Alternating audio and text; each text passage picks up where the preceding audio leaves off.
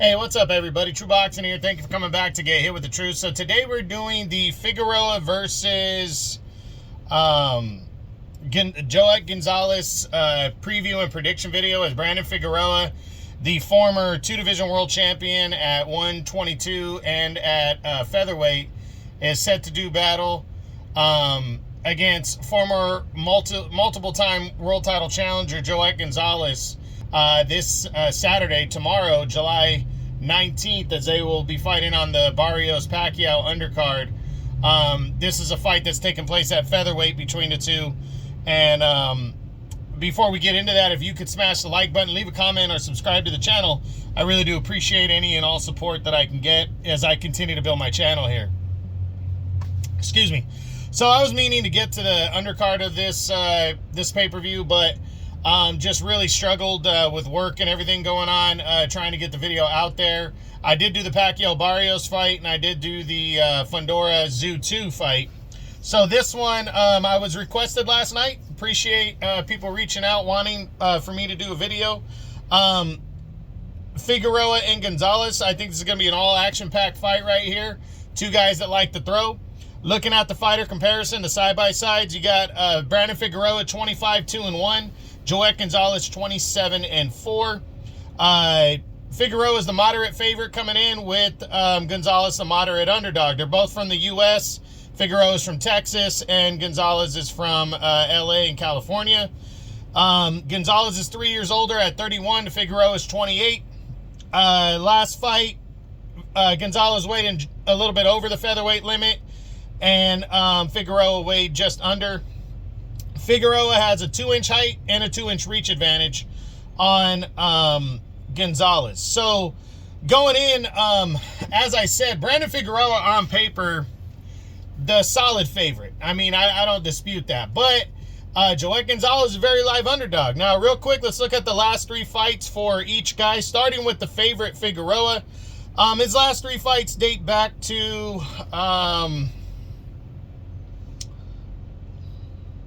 His last three fights date back to when he took on Mark Magsayo in what was his second fight at featherweight. This was in March of 23. And he, in an action-packed fight, he secured a 12-round unanimous decision in a good battle right there, as he claimed the WBC interim featherweight title. He then fought Jesse Magdaleno last year, defending the interim title. That was on the Canelo Munguia undercard. And he stopped Magdaleno in 9 rounds to retain the interim belt. He was later upgraded to full champion, and then would take on Stephen Fulton Jr. in a rematch in this past February. And people were surprised at that he really didn't put his foot on the gas pedal at all against Fulton in the rematch. You know, he had lost to Fulton back in 2021 in a very close all-action fight, fight of the year candidate. Fulton took a majority decision in that fight. So, and Figueroa didn't want the rematch at 122. He wanted it at 126.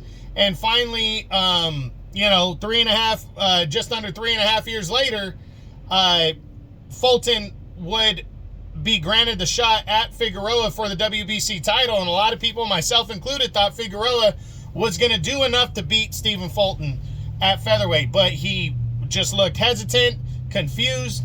I didn't really think Fulton was doing anything all that special outside of staying on the outside and boxing, waiting to react to Figueroa, who's an attacker, and Figueroa just didn't bother to try to attack. So Fulton took advantage of that, stayed on the outside, boxed, and got a clean 12-round unanimous decision to become the new WBC featherweight champ.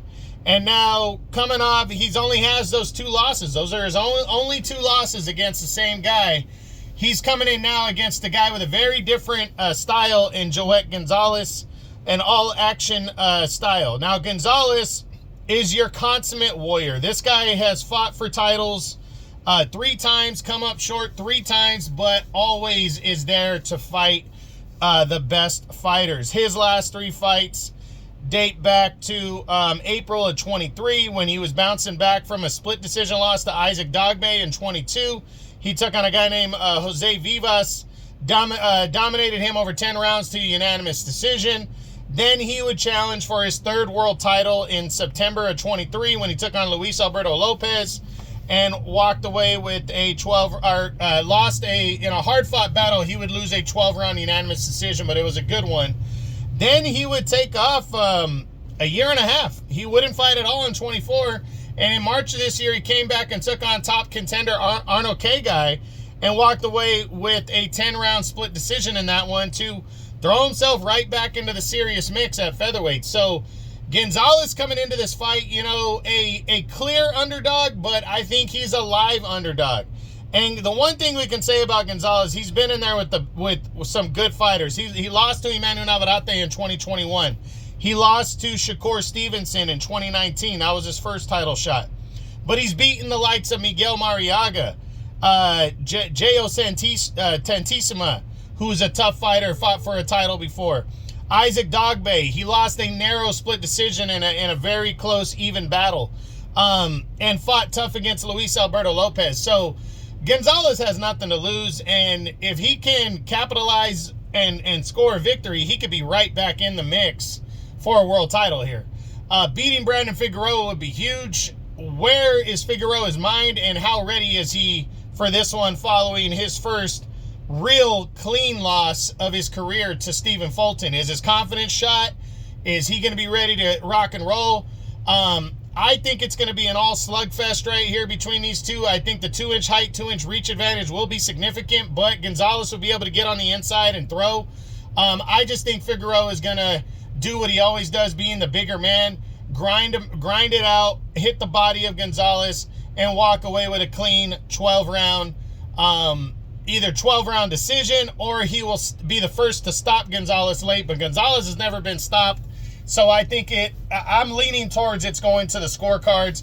I'm picking Brandon Figueroa by a 12-round unanimous decision in a good, hard-fought battle, and I do think Joet Gonzalez has a chance to pull off the upset in this one. I think it could end up being close, but I think Figueroa is going to figure out a way to separate himself from Joet Gonzalez and outwork him and get that decision win. So that is it. That is what I got. That is my Figueroa versus Gonzalez preview and prediction video, as they will collide in a featherweight contest this Saturday, tomorrow, July 19th, on Amazon Prime pay-per-view on the undercard of Pacquiao and Barrios as they compete for the welterweight title. So that is it.